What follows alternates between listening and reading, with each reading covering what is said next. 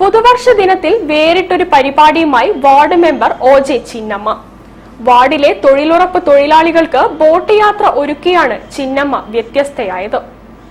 2025 ആദ്യ ദിനം തന്റെ വാർഡിലെ തൊഴിലുറപ്പ് സഹോദരന്മാർക്ക് അവിസ്മരണീയ ദിനമാക്കി മാറ്റി തലക്കുളത്തൂർ 11ാം ward member professor O J. Chinnamma.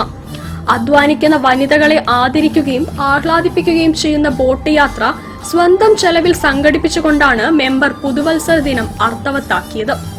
തന്റെ വാർഡിലെ 21 സഹോദരിമാരെ പൊന്നാട ചാർത്തി അനുമോദിച്ചു.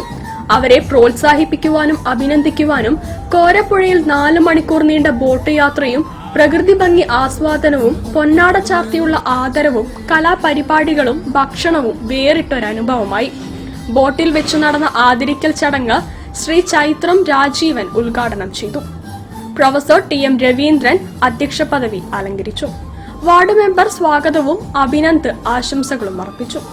തുടർന്ന് നടന്ന കലാപരിപാടികൾക്ക് ലീല, ശാരദ, വത്സല, മേറ്റുമാരായ സുനിത, ബിന്ദു, മീനാക്ഷി, ലളിത, രാജൻ, സുകുമാരൻ എന്നിവർ നേതൃത്വം നൽകി. News bureau, Kozhikode. ജില്ലാ വാർത്തയിൽ മറ്റൊരിടവേള കൂടി.